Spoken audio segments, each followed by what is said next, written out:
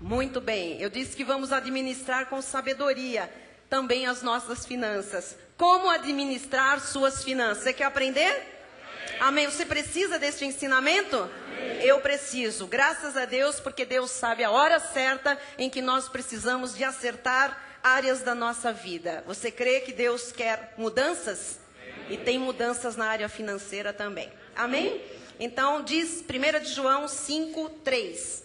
Porque este é o amor de Deus, que guardemos os seus mandamentos. Ora, os seus mandamentos não são penosos. Os mandamentos de Deus não são difíceis. Ai, pesados. Ai, que fardo. Não. Os mandamentos de Deus são leves. Porque o que Deus tem para nós é sempre leve e suave. Diga, os seus mandamentos não são penosos.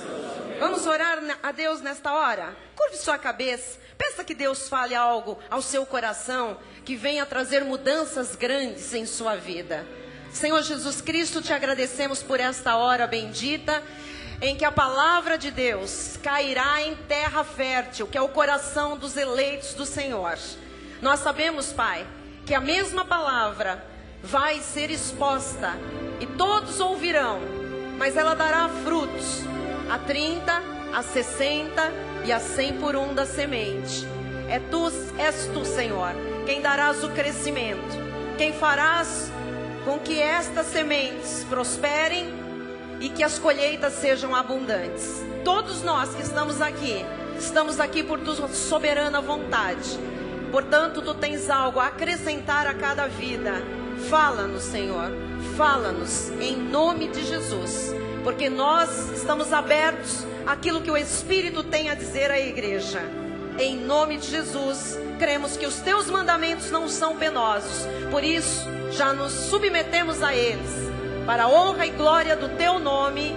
Amém. E toda a igreja diga amém. Amém. Graças a Deus. Obrigada, pastora. Meus irmãos amados, eleitos segundo a presciência de Deus Pai, predestinados em amor desde antes da fundação do mundo, abençoados com toda sorte de bênçãos, chamados para reinar em vida através de Jesus Cristo. Eu venho hoje tratar de um assunto extremamente importante, que é sobre como administrar as nossas finanças. Por que nós vamos falar sobre isso?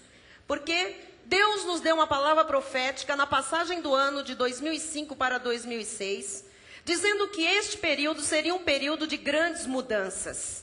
E nós começamos a ver grandes mudanças acontecendo dentro de cada um de nós. O Senhor foi trabalhando com as nossas emoções, com sentimentos, com pensamentos, com lembranças do passado. O Senhor foi tratando de áreas que nós nem lembrávamos mais que precisavam ser tratadas ou que pudessem ainda ser tratadas. E nós, com o tratar destas áreas, pudemos verificar mudanças em nós, que começaram também a produzir mudanças às áreas que envolvem a nossa vida e trazer consequências às situações que nos envolvem. E Deus tem falado que as mudanças seriam de dentro para fora. Portanto, elas começariam dentro de nós, mas elas iriam avançar a ponto de modificar e transformar muitas áreas da nossa vida. E nós começamos a ver muitas áreas sendo transformadas, mexidas por Deus. E Deus tem insistido nestes últimos cultos, nas últimas semanas, de que talvez a gente vai ver mais mudanças até dezembro, até o final do ano, do que nós vimos até agora. Porque o Senhor foi trabalhando com mudanças interiores. E agora nós estamos num ponto de ver estas mudanças do lado de fora. De ver também as mudanças à nossa volta. E nós estamos abertos para isso. Se você tem acompanhado os cultos regularmente, você tem visto que Deus a cada culto tem trazido um tema com o objetivo de fechar certas brechas, de nos trazer ensinamentos para que todas estas áreas sendo tratadas e agora praticados os ensinamentos com fundamentos da graça de Deus, nós possamos ver efetivamente grandes mudanças em cada uma delas.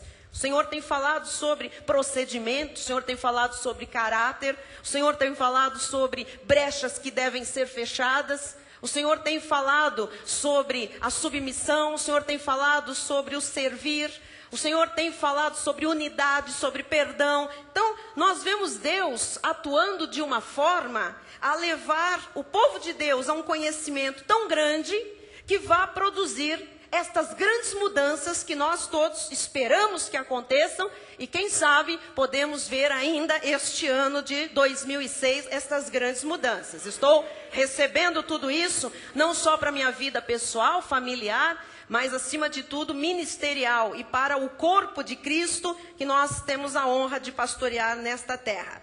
Então, o Senhor tem falado que há uma área que nós precisamos ver mudanças, que é uma área de muito ataque do inimigo, que é a área financeira.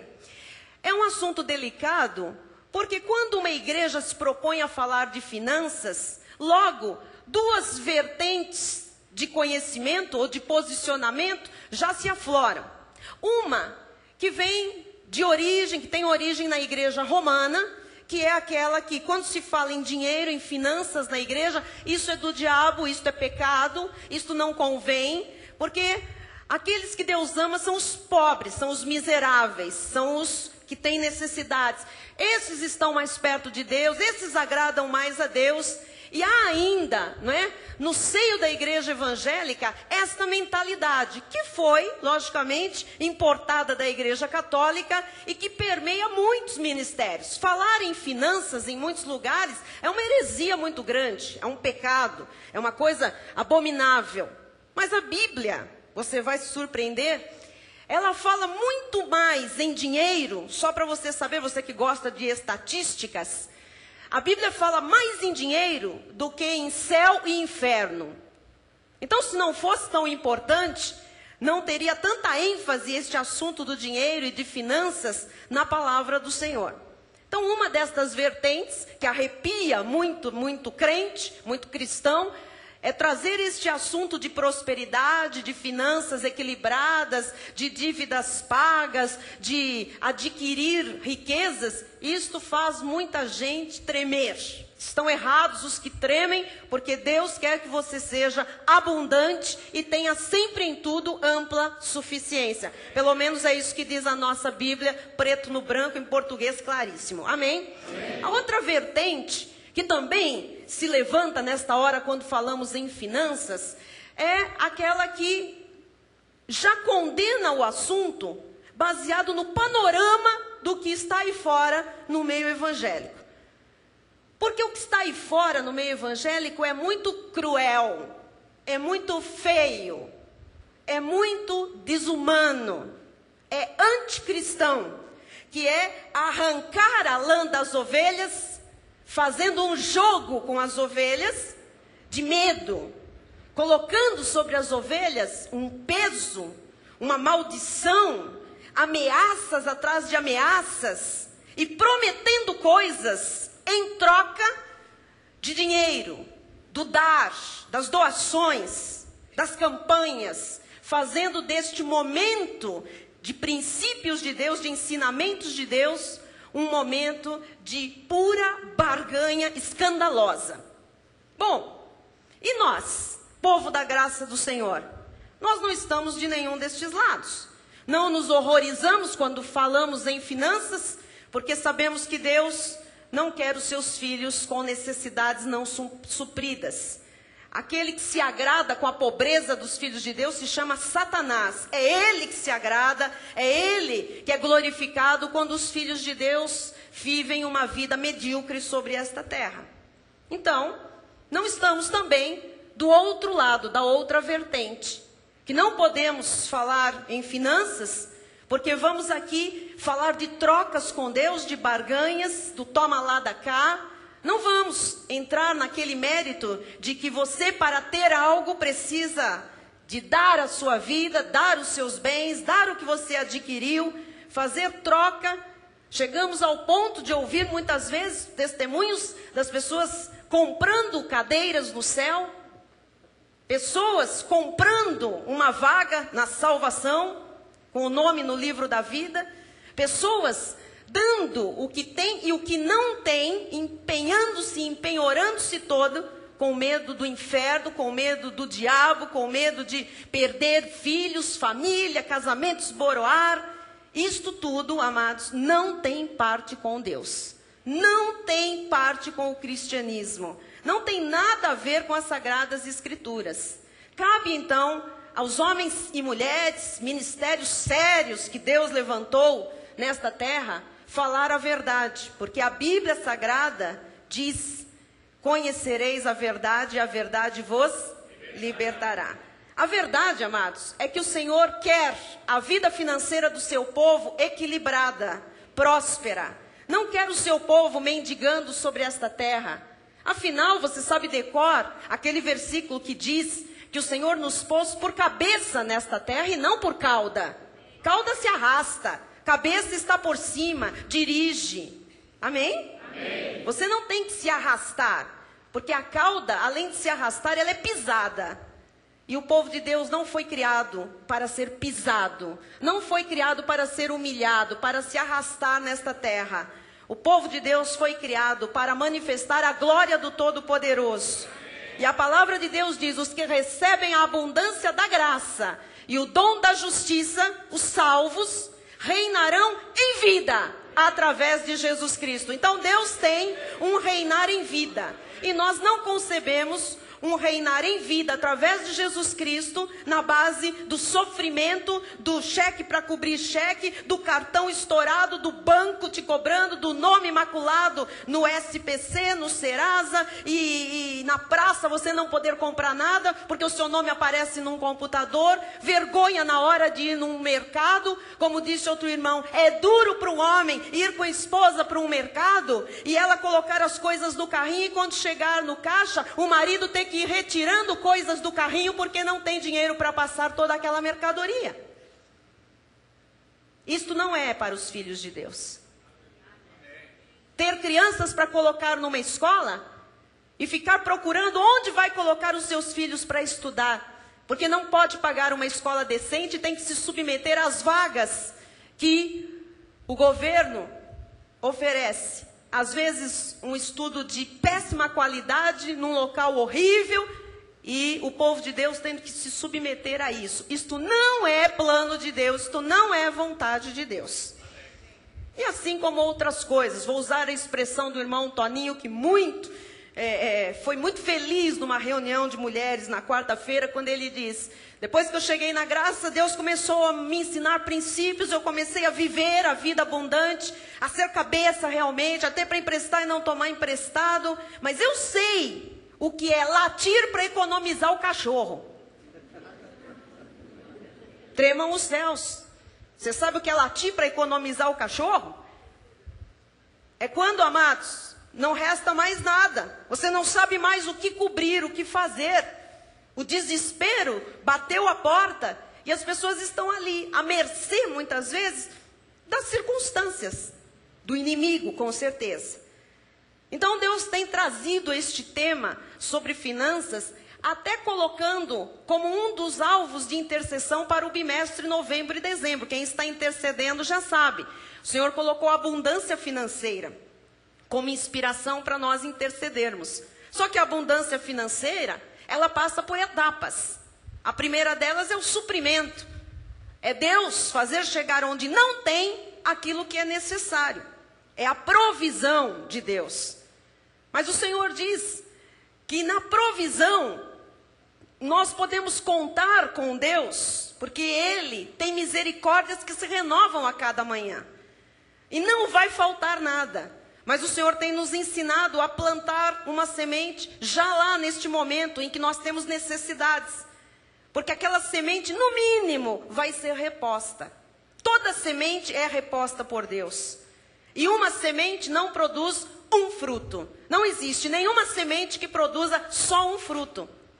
Então Deus, quando Ele supre, quando Ele provê, ele já está ali naquela semente, geneticamente, espiritualmente falando, já está embutido a genética do aumento. Porque a palavra de Deus diz que ele supre, que ele aumenta e que ele multiplica. Então, tem que vir o aumento. O aumento quando é, pastora? O aumento é quando nós temos tudo sempre suprido. Aí nós conseguimos, com o aumento de Deus, terem tudo sempre ampla suficiência. E depois, para por aí, a Bíblia diz que aí nós somos prósperos. Mas o Senhor diz que nos dará força para adquirir riquezas. Então, nós temos mais outro patamar, que é o patamar da multiplicação. Isso que eu estou falando é bíblico, já vou costurar tudo isso com os versículos, com a palavra do Senhor. A verdade, amados, é que nós estamos querendo ver em todo o ministério, em todas as pessoas ligadas a esta palavra, a graça do Senhor, a esta revelação, mudanças grandes na área financeira também. Amém? Então vamos aprender hoje um dos aspectos desta área financeira, que é como administrar as finanças. Eu quero recomendar que você absorva este ensinamento e o aplique em sua vida imediatamente. A mensagem sobre finanças prósperas, ela tem poder porque ela opera milagres quando se obedece à voz de Deus. Uma pessoa que não tem recursos financeiros, ela somatiza problemas. Ela vai somatizando depressões, angústias, medos, fobias, ansiedades. E lá pelas tantas, além de ter um problema financeiro, ela tem um problema de saúde também. E nós sabemos, amados, que Deus quer que nós tenhamos uma vida plena, uma vida próspera. E prosperidade para nós, da graça de Deus, é ter sempre, em tudo, ampla suficiência. Então você precisa ter o conhecimento bíblico sobre a área financeira, para que você e a sua família descansem no Senhor. Mas para isso você tem que estar submetido à autoridade da Bíblia Sagrada. A situação financeira, às vezes, tem erros graves. Primeiro, por falta de conhecimento. E o profeta Oséias diz, o meu povo está sendo destruído porque lhe falta o conhecimento. Segundo, tem erros graves na situação financeira, às vezes por falta de planejamento, por falta de educação bíblica. E aí vão gerando estes problemas, vários tipos de crises. Esses erros na área financeira geram dívidas. E a consequência nós conhecemos. Na maioria das vezes é correr para as soluções do mundo. É ir buscar saída no mundo. A má administração do dinheiro desencadeia, tremam os céus, mas crises no lar. Você precisa saber disso. Muitos casamentos começam a ser afetados, não é por incompatibilidades de gênios ou coisas parecidas, mas muitas famílias começam a se desestruturar emocionalmente, os laços começam a ser quebrados, o matrimônio, a vida conjugal começa a sofrer esfriamento. Tremam porque eu estou dizendo, mas isto aqui é fato e nós podemos comprovar com estatísticas. Quase sempre começam com erros na área financeira, gerando as dívidas que vão gerando essas crises no lar. E você tem então que entender que esta má administração da vida financeira, se gera tanto mal, é pecado. Má administração financeira é pecado. E por que o povo de Deus administra errado e tem tantas crises financeiras? Porque nós não podemos negar que o povo de Deus tem crises financeiras. Tem muitos problemas com dinheiro. Em primeiro lugar, porque não conhecem o que a Bíblia diz sobre finanças. Segundo lugar, porque desobedecem o que a Bíblia diz sobre finanças. Bom, e o que a Bíblia diz sobre finanças? A Bíblia fala, já disse aqui, mais em dinheiro do que em céu e inferno.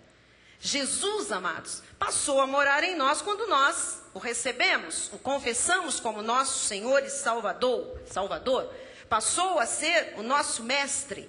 E como mestre, Ele quer nos ensinar a dirigir a nossa vida inteira, inclusive a vida financeira.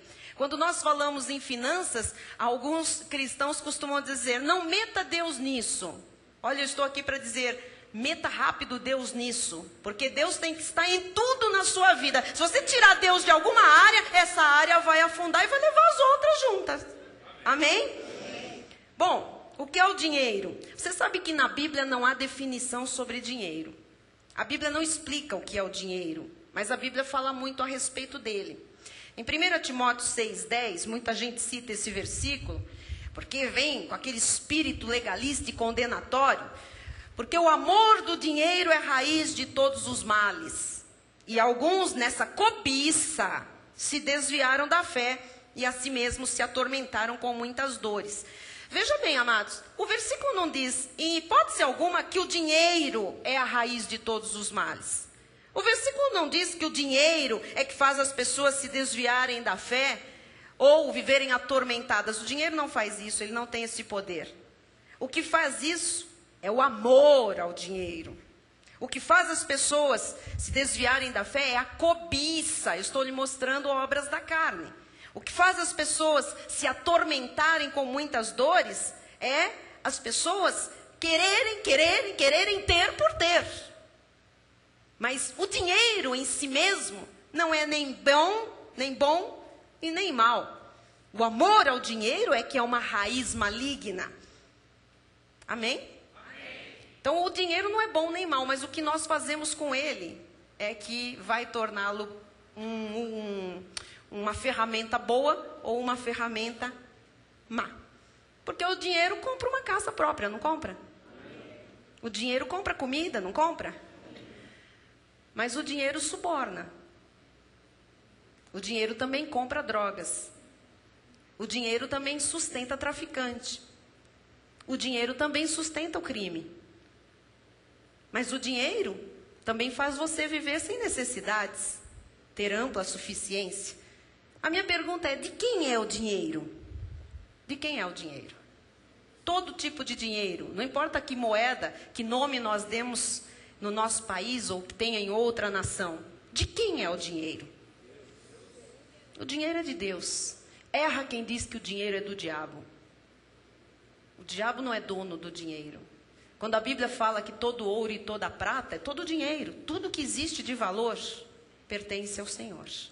Veja o que diz o Salmo 24:1. Ao Senhor pertence a terra e tudo o que nela se contém, o mundo e os que nele habitam. A questão está respondida. Tudo é de Deus. O dinheiro, inclusive, pertence a Deus.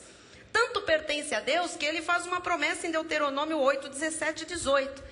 Não digas, pois, no teu coração, a minha força e o poder do meu braço me adquiriram estas riquezas. Já está falando em riqueza, superabundância. Antes te lembrarás do Senhor teu Deus, porque é Ele que te dá força para adquirires riquezas. Então, a riqueza vem de Deus, não vem do diabo. Amém? Amém. Diga, o dinheiro é de Deus, a riqueza vem de Deus. Olha, só tem facilidade para acreditar que tudo pertence ao Senhor quem já conhece Jesus, logicamente, e quem o tem como seu Senhor e seu Salvador. Porque depois da salvação, amados, os valores da nossa vida devem ser corrigidos. A gente chega para Jesus com valores do mundo, e os valores do mundo são errados. Eles nos foram ensinados por religião, por tradição, por ensino de demônio, por ensinos de homens, por filosofias. Então, depois da salvação, precisa corrigir tudo que é valor na nossa vida, tudo que é princípio. Os bens materiais, eles não ocupam mais o primeiro lugar na nossa vida. Amém? Amém? Lógico que não estão em primeiro plano. Agora a nossa vida inteira pertence ao Senhor. Os bens materiais não deixaram de ser importantes, mas não estão em primeiro lugar. Os bens materiais são importantes porque nós não conseguimos viver sem eles. Não adianta se enganar. Sem dinheiro ninguém vive. O bispo Rai às vezes usa uma expressão aqui. É preciso dinheiro para comer, é preciso dinheiro para vestir, é preciso dinheiro até para ir trabalhar, você precisa de dinheiro. Você precisa de dinheiro para nascer, você precisa de dinheiro para morrer. Não tem nada, não é? Que se faça sem dinheiro. O dinheiro é um instrumento que Deus permite chegar às nossas mãos para que nós o administremos. Ah, agora sim. Agora estamos entendendo. 1 Coríntios 4:7 diz: pois quem é que te faz sobressair?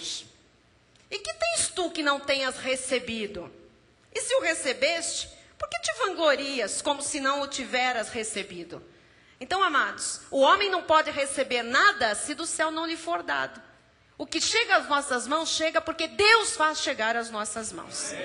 Por isso que neste ministério ninguém resmunga, ninguém murmura, quando pega ali o seu olerite, olha, não faz como o mundo faz. Ou como muita gente que ofende a Deus nessa hora e diz, mas isso aqui, isso não é nada, isso é olerite, essa porcaria, né?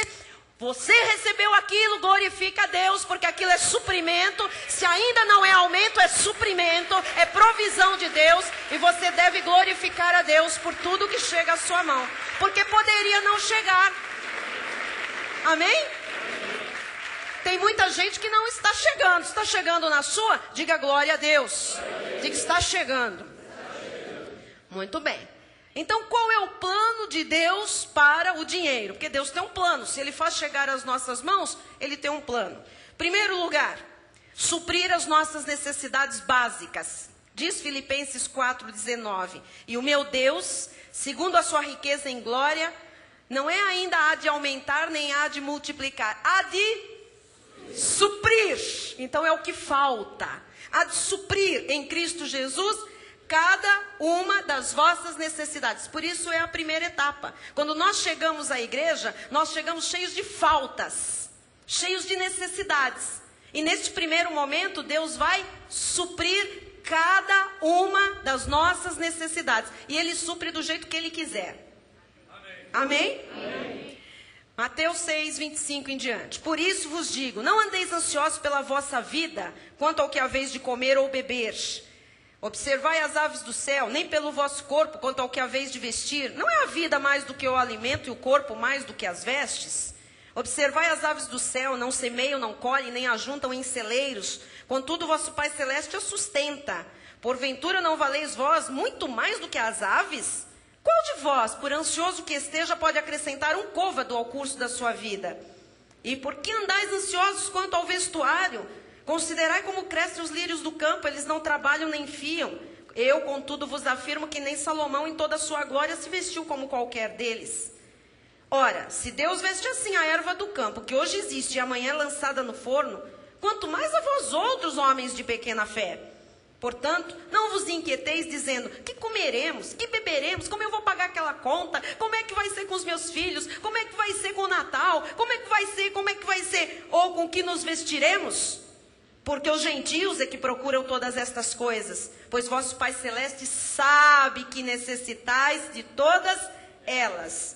Buscai, pois, em primeiro lugar o seu reino e a sua justiça, e todas estas coisas vos serão acrescentadas. Portanto, não vos inquieteis com o dia de amanhã, pois o amanhã trará os seus cuidados. Basta o dia de hoje o seu próprio mal. Nós temos coisas para nos preocupar com o hoje. Se nós não acertarmos o hoje, nós não teremos um bom amanhã, amados.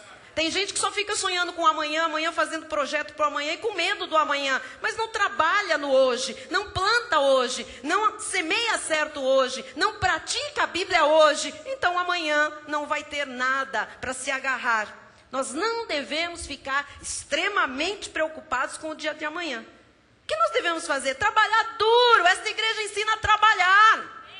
É para trabalhar duro, ser o melhor naquilo que nós fazemos. Chega do mundo olhar os crentes e dizer, o pior funcionário é um crente. Não!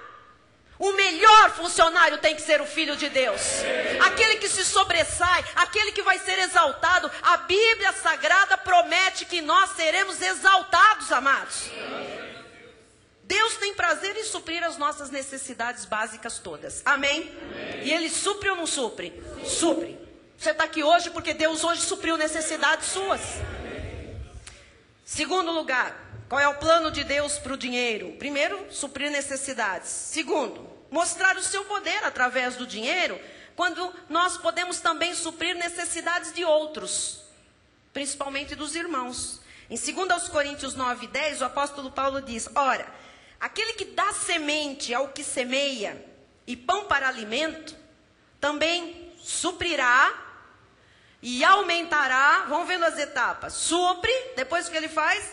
Aumenta a sementeira, que é para você não parar de semear, e multiplicará, e quando você vai colher, os frutos não foram só supridos ou aumentados, eles já foram o quê? É na hora da colheita que você vai ver a multiplicação, diga amém por isso. Olha o versículo 11, o que diz: enriquecendo-vos, não é empobrecendo-vos, é enriquecendo-vos. A palavra riqueza é de Deus. Enriquecendo-vos em tudo. Agora, para que Deus quer fazer-nos prosperar e enriquecer? Para toda generosidade. Diga generosidade. A qual faz que por nosso intermédio sejam tributadas graças a Deus. Então, é para ter supridas necessidades, para enquanto você está tendo suprimento das necessidades, você ir semeando, porque diz que ele supre a sementeira, e ele aumenta a sementeira, é para ir semeando cada vez mais, porque quando você for colher, você vai colher abundância e multiplicação, aí você já estará num outro patamar, que vai lhe permitir também suprir necessidades de outros, amém? Então diga, é para ser generoso. Versículo 12. Porque o serviço desta assistência não só supre a necessidade dos santos, mas também redunda em muitas graças a Deus. Você sabia que suprir as necessidades dos santos, dos eleitos, do povo do Senhor, é dar glória a Deus? Deus também recebe glórias quando nós suprimos as necessidades dos outros. Diga, é verdade. E dívidas? Eu cheguei cheia de dívidas. Eu me encontro, talvez hoje, alguém possa dizer, cheio de dívidas. É possível não ter dívidas? Sim. Quem disse não está fora da palavra. É possível não ter dívidas? Sim, é possível. Pastora, como é que eu não vejo Deus agir nas minhas finanças? Porque eu não estou vendo. Em primeiro lugar, porque você não está atento para isso. Porque se você prestar atenção, você vai ver Deus agindo em tudo na sua vida. Você só vai ver Deus agindo se for o quê? Um trabalho religioso? Amados, isso é lei. E lei já foi descartada da nossa vida. Não, Deus só age nas coisas espirituais. Minha vida financeira é uma coisa espiritual, para quem não sabe. Amém. Nós já aprendemos aqui há muito tempo que não existe para nós essa divisão, vida espiritual e vida secular. Eu sou uma pessoa só. O meu espírito é um com o Espírito de Deus, onde quer que eu esteja fazendo qualquer coisa que eu esteja fazendo. Então não existe essa coisa, Deus está aqui dentro, mas lá no meu trabalho, as coisas são diferentes. Não são. O mesmo Deus que fala com você aqui, age e fala com você onde quer que você esteja. Bom, segundo lugar, por que não se vê Deus trabalhando nas finanças? Porque, quem sabe, alguém tem quebrado os princípios que Deus estabeleceu em sua palavra. E o que mostra que uma pessoa está quebrando estes princípios? Em primeiro lugar, dívidas. Quem tem dívidas, é duro dizer isso, amados, mas nós precisamos ouvir. Quem tem dívidas e não chegou com elas porque não conhecia Jesus, mas que está em Cristo e tem dívidas, é porque algum princípio de Deus está sendo quebrado. Eu sei que esta hora a gente treme, né? O coração aperta, mas é verdade. Dívidas é um sinal de quebra de princípios divinos. Amém? Porque Deus não quer o seu povo endividado. Então, se é mal, não veio dele. A Bíblia diz que o Senhor criou todas as coisas boas, mas o homem se meteu em muitos males, em muitas encrencas. Dívidas são dessas encrencas. Provérbios 22:7 diz assim: o rico domina sobre o pobre, e o que toma emprestado é servo do que empresta. Pronto, já está encrencado. Você pediu emprestado, já é servo de alguém ou de alguma instituição. Já tem alguém acima de você. Romanos 13:8.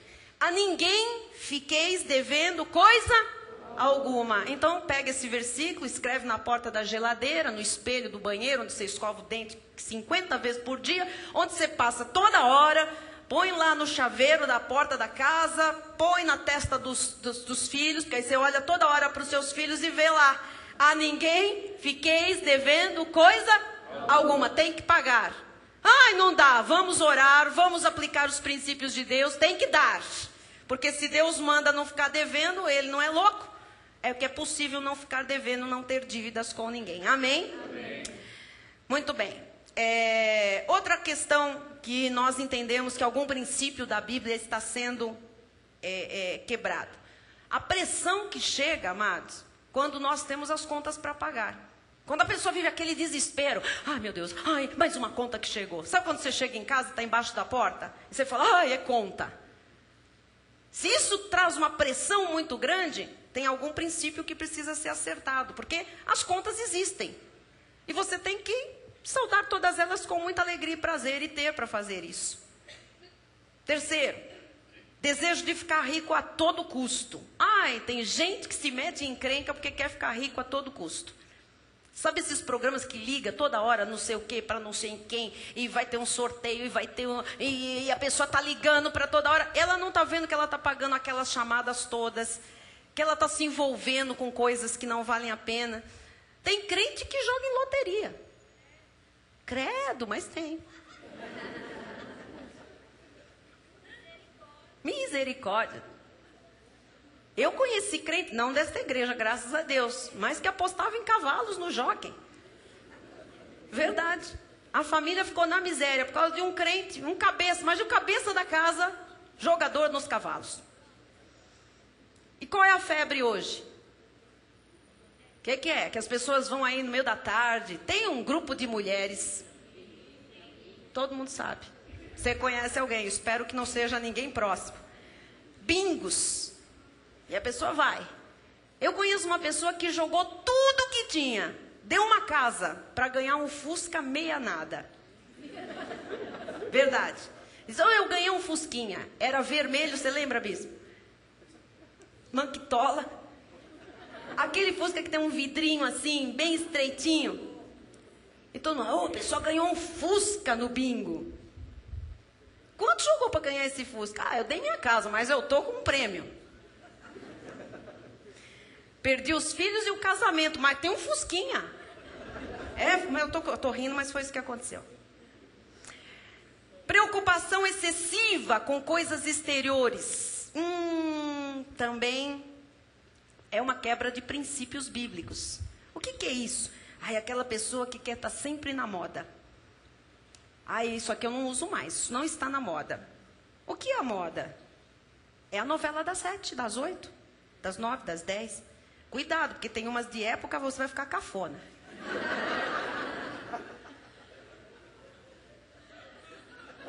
Eu só quero... Porque tem gente que não avalia nada, não pensa. Não é verdade? Rede Globo. Como é que é? Aí é um vestido assim, tem uma mangona bufante assim, eu vou mandar a costureira fazer, ele é armado assim. Isso era do tempo do Império. Mas está na novela, né, bispa? Bom, mas tem gente que faz essas coisas, né? É roupa toda hora, muda os móveis toda hora. Amados, tem gente que comprou o móvel o ano passado. Não serve, esse ano já está enjoado. Tem que mudar toda a sala, todo o sofá. Não. Eu já fui no como chama aquele shopping chique lá, de decoração? Como chama? D&D. A pessoa vai lá e diz, eu não tenho meus móveis lá. O meu era tudo escuro, agora é tudo branco, eu quero branco. Bobinho, o ano que vem vai voltar tudo escuro, e você vai voltar para o escuro. E o seu vai ser branco. E as pessoas vão fazendo essas coisas, vão entrando nessa roda viva, não é? Mudando a decoração. Amados, quando se tem dívida, sabe quem sofre mais numa família quando se tem dívida? Vamos ver se a igreja sabe a resposta. Não são os filhos, não. Quando se tem dívida numa família, a pessoa que mais sofre na casa é a esposa. É a esposa que faz das tripas coração. As esposas crentes só não abandonam a casa porque são crentes. Porque o mundo dá um chute e fala, eu não aguento essa vida, não. É verdade o que eu estou dizendo, as mulheres sabem que é verdade. Tem que aguentar, engolir sal. Os filhos, amados, muitas vezes não percebem, porque a mulher dá tudo, abre mão de tudo. Segura a onda aqui, segura ali, segura... É ela que atende os telefonemas dos cobradores, é ela que pega as notificações de banco, é ela que fica com jogo de cintura, porque o marido está longe, está trabalhando, está procurando, está garimpando, não sei o quê. Quem sofre, quem fica doente, quem fica estressado numa questão financeira, primeiro lugar, pode estar o homem com a cabeça quente, os filhos podem estar sentindo, mas a mulher é a pessoa que mais sofre. Por isso que o casamento balança. Num balanço dos crentes, porque as mulheres são cortadas pela palavra do Senhor. Amém. Sabia disso? Muitas discussões entre casais vêm das dívidas. Bom, bispa, vamos passar para a parte 2? Vamos. Como sair das dívidas? Primeiro lugar, decida junto com o seu marido, com a sua esposa, se você for casado, né? Com seus filhos, fazer um planejamento familiar. Ai, não vai dar. Vai dar, vai ter que dar. Vai ter que dar. Por quê? Porque tem que planejar os gastos, alistar as necessidades em ordem de importância. E todo ano tem coisas que entram na vida e coisas que saem. Todo ano. Nós estamos passando por isso, né, bispo? Meu Jesus amado. Toda vez que um filho vai fazer vestibular, a gente sabe como é que é. E a gente torce para entrar na faculdade, né? E quando entra, cada uma que vai saindo o resultado, amados, tem a matrícula só naquele dia. Por quê? Porque a pessoa diz, bom, eu vou segurar essa, não saiu o resultado, aí saiu o resultado da outra. E a matrícula é só naquele dia. Então, todo ano, a gente tem coisas que entram, coisas que saem. E isso precisa ser revisto. Amém? Tem que ter eu estou dando um exemplo que é o que nós estamos vivendo nos últimos anos. Últimos anos. Coisas que vêm, coisas que vêm, coisas que vêm. Parece que na nossa só vem, bispo. Não tem nada que sai. Segundo lugar, elimine os gastos desnecessários e supérfluos. O que são esses gastos? Compra de revista. Tem gente que assina 6 revistas, não tem tempo de ler nenhuma delas. Eu conheço. Assina 3 jornais. Não dá tempo de ler 3 jornais por dia. A não ser que não faça nada na vida. Mas se não faz nada na vida, não tem dinheiro para comprar para pagar a assinatura dos jornais. Então, se tem, é porque tem muita atividade para pagar aquilo lá. E provavelmente não tem tempo de ler toda aquela informação que chega. Amém? Pessoas que vão comer no restaurante todos os dias, toda hora, sabe? Toda hora. Ah, eu estou cansada, eu vou comer fora. Vai fazendo a conta de quanto é comer fora e quanto é comer dentro. Amém? Faça a conta. Já fizemos essa conta, né, bispo? Tem dia que o bispo diz, eu vou para o mercado hoje. Eu digo, mas hoje você está muito cansado. 10 horas da noite. Você vai vir de madrugada. Eu vou. Chega de comer fora. Com uma saída. Não é assim, bispo? Como é que é? Uma saída para um restaurante. Com toda a família. Você muitas vezes, amados, compra aquela carne que você comeu numa saída. Aquele prato. Você faz aquilo uma semana inteira. Com aquele valor. É bom sair? É. Pode fazer? Pode. Mas se está em dívidas, se a coisa está feia, tem que dar uma equilibrada e colocar esses gastos, às vezes, que não são tão necessários. Terceiro lugar, quer sair, né, das dívidas? Contribua fielmente na obra do Senhor. Provérbios 11, 24 diz, a quem dá liberalmente, ainda se lhe acrescenta mais e mais. Ao que retém mais do que é justo, ser-lhe-á em pura perda. Então, determine você a quantia da sua contribuição. Você já sabe os índices. Você sabe os parâmetros bíblicos. Sem maldição, não tem maldição. Jesus encravou toda a maldição. Agora, estipule a sua semente de amor, aquilo que é honesto para você, para o quanto chega à tua mão. Porque, amado, quem retém vai se afundar muito mais em dívida.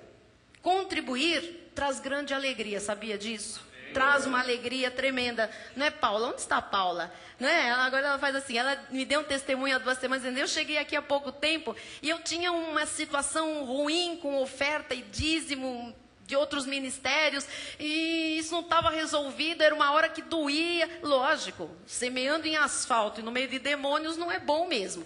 Aí eu cheguei aqui e eu senti uma paz tão grande, eu vim aqui e semeei a primeira vez. E eu contava as horas, os dias, para chegar de novo e eu semear. Eu queria plantar mais.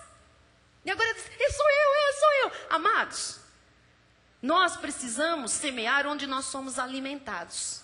Este é o lugar que Deus aprova, onde você está sendo alimentado, onde você está crescendo, onde você está se desenvolvendo, onde há transparência do altar. Agora, não retenha, contribua, porque quem contribui vê Deus operar. Quarto lugar, antes de comprar alguma coisa, dê a oportunidade de Deus providenciar para você. Faça essa experiência. Às vezes você sai afoito para resolver uma situação e Deus tem uma provisão para chegar na sua vida sem você gastar. Ele nos deu uma palavra aqui que nós compraríamos sem dinheiro. Alguns irmãos tomaram posse e dizem, não sei como vai ser, mas vai acontecer. E as coisas vieram ao encontro, com parcelas espacejadas, com valores menores do que o de mercado, com negócios preparados só pelo céu mesmo. Então assim, experimente acreditar que Deus pode fazer algo que você necessita ou que você deseja, antes de você se enfiar em dívida. Amém? Amém. Quinto lugar, procure não comprar a prazo. Eu sei que isso é difícil de falar, mas é uma dica que a gente dá, né? Se você puder, compre à vista. Lógico que existem coisas, se você não puder, compre a prazo. Tem muita gente que precisa de uma casa própria. Existem aí financiamentos, é outro patamar, é um outro nível de negócio. E você também vai dar o passo conforme você puder, arcar com a responsabilidade. Amém? Amém. Sexto lugar, aprenda a gastar sabiamente, acabe com desperdício. Resista aos vendedores. Amados, não tem cara mais pegajoso que vendedor. Por quê? Por mal? Não, é o trabalho dele. Ele vai, olha, e vendedor, que é vendedor, vende a areia no Saara. Você sabe, é verdade. Aprenda a resistir. O que você está rindo, Deco? Você é desse. Então, você vende, o ímpio está lá na sua boutique para comprar, amém, venda. Agora, os sábios têm que resistir. Vão comprar se puderem ou quando puderem. Amém? Ah, ele só vende, ele não compra, ele tá confessando ali. Ele conhece as técnicas, né, Deco? Amém, é verdade. Olha o que diz João 6,12. E quando já estavam fartos, disse Jesus aos seus discípulos, lembram daquela multiplicação de pães e peixes? Todo mundo comeu, sobrou? Jesus disse o quê? Recolhei os pedaços que sobraram para que nada se perca. Jesus não era mão fechada, porque ele fazia tudo abundar, mas ele não fazia o quê? Desperdício. Se ele mandou separar em cesto o que sobrou, é porque ele tinha um objetivo com aquela sobra. Amém? Amém. A Bíblia não conta a história, mas isso não poderia não estar citado. Poderia ter sobrado e jogado lá para os passarinhos. Mas o Senhor diz, recolhei em cestos o que sobrou. Então, seja uma pessoa que saiba evitar desperdício. Sétimo lugar, não presuma na graça de Deus. Quer dizer, não conte levianamente com a graça de Deus. Ah, sabe aqueles crentes que dizem, eu vou comprar pela fé. Abre o olho, né? Não, eu vou comprar esse carro pela fé. Tá bom. Quanto você tem? Eu tenho a entrada, muito bem. As parcelas são de quanto? R$1.200. Muito bem, quanto você ganha? 500. Mas pela fé, bispa. Vocês estão entendendo o que é? Isso é profanar o sangue da aliança. Que fé? Então, pela fé, você vai ver um emprego que você vai ganhar mais do que isso. Antes você vai lá pela fé e mude de patamar pela fé. Agora, pela fé, jogar tudo nas costas de Deus, depois dizer, eu entrei com a fé e não fui honrado. O quê? Deus honra a fé. Não é a fé lógica, é fé mesmo, dom de Deus. Mas é que muitas vezes, amado, é presunção, muitas vezes é leviandade. Se é pela fé, Deus supre sempre na hora de pagar. É ou não é verdade? É. Analise e veja onde você pode estar errando. Pense assim, será que é fé ou será que é tentação? Toda vez que você for comprar alguma coisa, você diga, é fé ou é tentação? Amém? Quero falar com aqueles que pretendem se casar.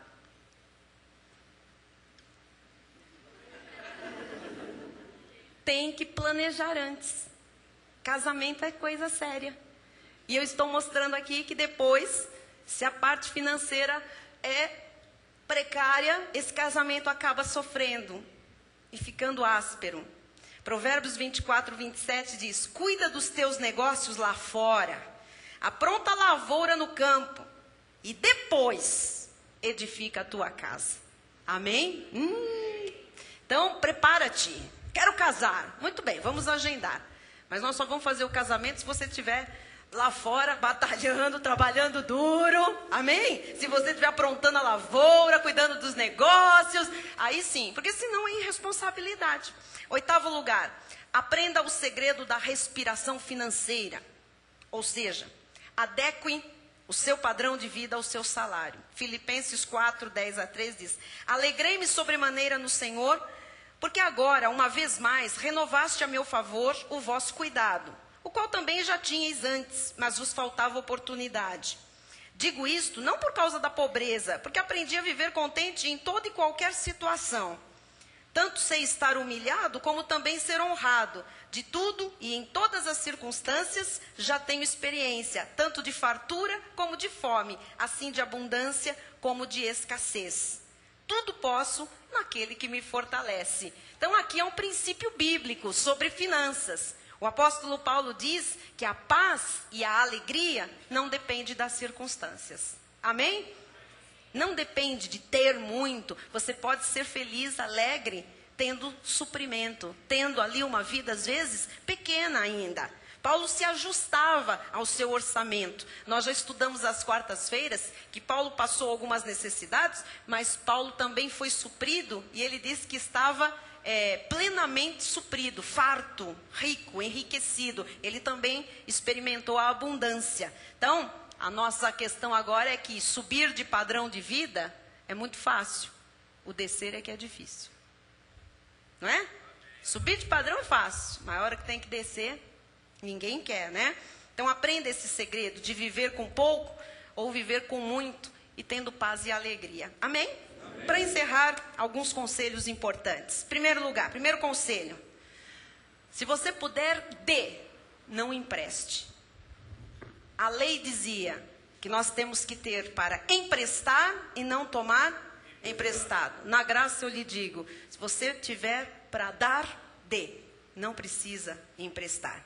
Por quê, bispa? Porque, amados, este versículo, ter para emprestar e não tomar emprestado, ele é muito amplo.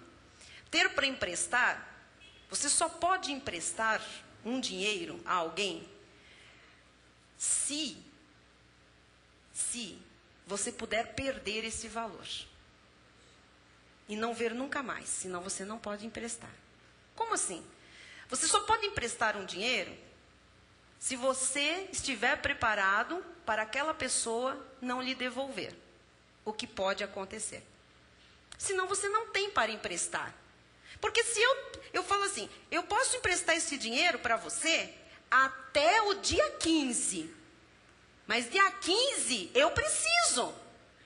Então eu não tenho para emprestar, que o dinheiro é meu e ele está designado para alguma coisa. Isso não é ter para emprestar. Isso é você tirar de um suprimento para uma necessidade. Você está entendendo? Amém. A resposta que vem aos seus questionamentos, empresto ou não, é não empreste. Não empreste. Você só vai emprestar se você puder viver sem aquele valor, se ele não voltar para a sua mão. Amém? Amém. Entenderam? Amém. Muito bem. Então, se puder, dê. Segundo lugar, não seja fiador. Cuidado com a leviandade de, por amizade, por não sei o quê, por cristianismo, eu vou ser fiador. Evite essa situação. Provérbios 6, 1 a 5 diz: filho meu, se ficaste por fiador do teu companheiro e se te empenhaste ao estranho, estás enredado com o que dizem os teus lábios, preso com as palavras da tua boca. Agora, pois, faze isto, filho meu, e livra-te, pois caíste nas mãos do teu companheiro. Vai, prostra-te, importuna o teu companheiro, fala.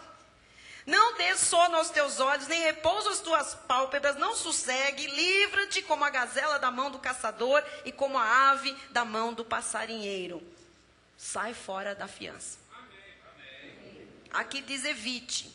Agora eu vou lhe mostrar um que diz fuja disso. Provérbios 11, 15.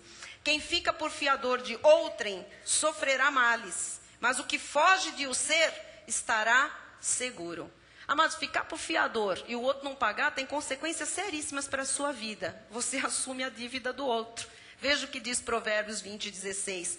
Tome-se a roupa aquele que fica por fiador por outrem, e por penhor, aquele que se obriga por estrangeiros. Vai tirar a roupa, vai tirar a tua casa, vai tirar tudo. Você foi fiador, se empenhou. Então tem consequências sérias esta atitude aqui. Você assume a dívida do outro. Agora, será que você tem para assumir a dívida do outro?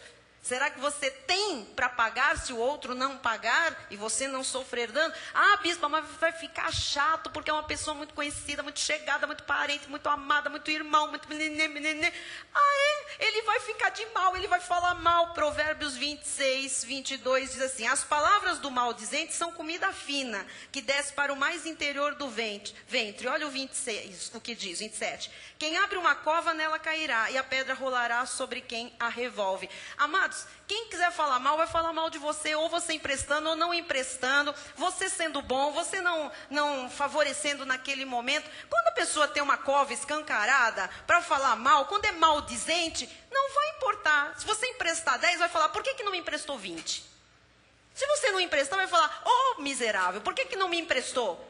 Então, quem é maldizente, fala mal o tempo todo, se livra disso. Amém? Não vai cair você numa cova por causa de alguém que vai fazer beicinho ou vai ficar falando mal de você.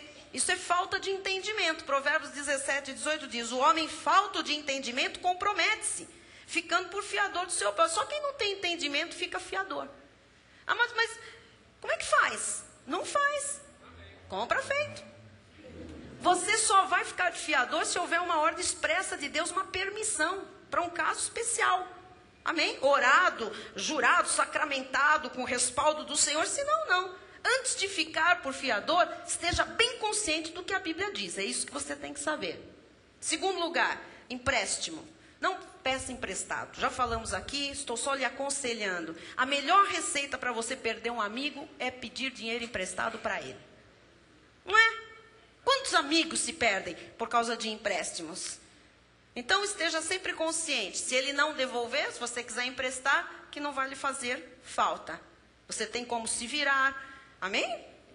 Porque, amado, você emprestou, a pessoa não te devolveu. Se for da igreja, a pessoa começa a faltar nos cultos. Então já tem prejuízo para a vida dela, né? E depois começa a ter medo da igreja. E depois vai embora da igreja. Nós conhecemos casos aqui dentro.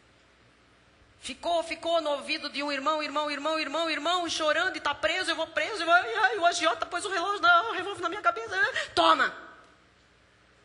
Aí depois não tinha para pagar, e aquele lá emprestou o que não podia emprestar. E aí a encrenca está feita. Uma bobagem, já ficou de mal. Eu estou sofrendo porque emprestei. O outro está sofrendo porque não consegue me pagar. Conclusão, foi embora da igreja. Aí um dia escreve uma cartinha para o bispo: bispo, eu não voltei mais à igreja, porque eu não consigo olhar para a cara daquele irmão que eu devo. E Deus? Vocês percebem como? A Bíblia é muito sábia, não é? Amém? Então quando ele diz, me empresta... Tem? 50? Se você não tem, diga, não tenho. Ou tenho, mas não posso. Amém? É tão claro, amados. Se você puder, dê. Se não, não empreste. Cuidado. Não fique pedindo emprestado, porque você fica escravo de quem lhe empresta. Confie na graça de Deus, confie na misericórdia do Senhor, para você sair de todas as suas dívidas. Coloque as finanças nos padrões que a Bíblia ensina. Viva uma vida baseada na palavra de Deus. Você tem um grande Deus. Você tem um Deus que pode fazer infinitamente mais do que você pede ou do que você pensa. Um Deus que pode transformar pão, que pode transformar peixes, que pode multiplicar. Você tem um Deus que pode saciar uma multidão, amados. Nós temos um Deus soberano que é dono de tudo. Amém? Amém. E esse Deus de toda graça, Ele não quer que os seus filhos vivam lutando debaixo de maldições, debaixo de derrotas, debaixo de desespero, de crises financeiras, de fobias, de, maldições, depressões, debaixo de angústias, debaixo de miséria. Por isso eu encerro com um voto que o Senhor deixou na Bíblia, que é para todos nós, Igreja de Cristo. Em 3 de João, versículo 2 diz, 3 de João 2, amado, é para você, diga, eu sou amado de Deus. Eu sou amado de Deus. E o Senhor diz, acima de tudo, faço votos por tua prosperidade e saúde, assim como já é próspera a tua alma. O que então Deus quer, amados? Deus quer que nós reinemos em vida e vivamos como filhos do reino, porque é isso que nós somos. Acerte os seus passos, caminhe como um vencedor, todas as promessas de Deus se cumprirão, tudo que tem que ser restituído vai vir para a sua vida, não tenha dúvida disso, e estes acertos envolvem as grandes mudanças que Deus prometeu para as nossas vidas neste ano. Assim será, porque assim disse o Senhor. Amém e amém. Glória a Deus. Aleluia. Glória a Deus. Estamos fechando outras brechas com este ensinamento e vamos ver grandes mudanças na nossa vida financeira. Eu recebo. Vou chamar o Bispo Rai para orar, encerrando o culto. Os ministros de louvor queiram assumir também a posição de vocês e nós vamos ter mais de Deus no domingo. Eu espero que todos venham, coração aberto, porque muitas coisas estão se manifestando e elas estão se acelerando neste final de ano. Receba infinitamente mais do que você recebeu até agora, porque é isso que Deus tem para os seus filhos sempre. Amém. Vamos nos colocar de pé. Senhor Deus e Pai Todo-Poderoso, graças te damos, ó Deus, por esta noite. Obrigado, ó Pai, por essa palavra e abençoada por esses sábios conselhos, por essas sábias orientações que nós recebemos diretamente do trono da Tua graça. Somos uma igreja privilegiada, Deus, uma igreja que sente em cada detalhe o Teu carinho e a Tua sabedoria se manifestando sempre, Jesus. Por isso as nossas vidas têm sido transformadas a cada dia. Por isso nós seguimos em frente, buscando a perfeita varonilidade. E sabemos que em Ti, ó Pai, nós tudo podemos, porque Tu és a nossa capacidade e a nossa suficiência. Eu te louvo, ó Pai, mais uma vez, por essa grande oportunidade que Tu nos concedeste para mais uma vez ouvir essa preciosa palavra da graça de Deus, esta palavra que tantos benefícios tem feito à vida de todos nós. E saímos desse lugar, como disse no início, com as nossas vidas transformadas, prontos, ó Deus, para enfrentarmos uma sexta-feira que já declaramos será vitoriosa, que todos os nossos inimigos cairão aos nossos pés e que nós sairemos de todas as situações mais do que vencedores em nome de Cristo Jesus. E agora eu declaro que o Deus da abundância se manifestará na vida de cada um dos seus filhos, agora e sempre, para a honra e para a glória do nosso Deus. E aqueles que recebem essa palavra, digam amém, amém. E amém. Glória a Deus. Aleluia.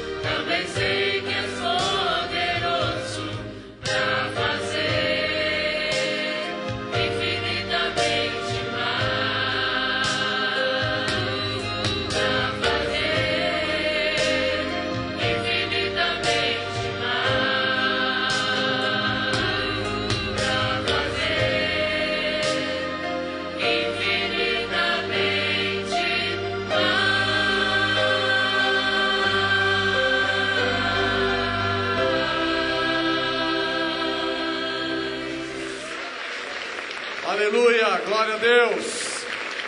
Boa noite a todos. Até domingo. Vão em paz, em nome de Jesus. E diga quem está ao seu lado: o Senhor vai fazer infinitamente mais na tua vida, em nome de Jesus. Aleluia.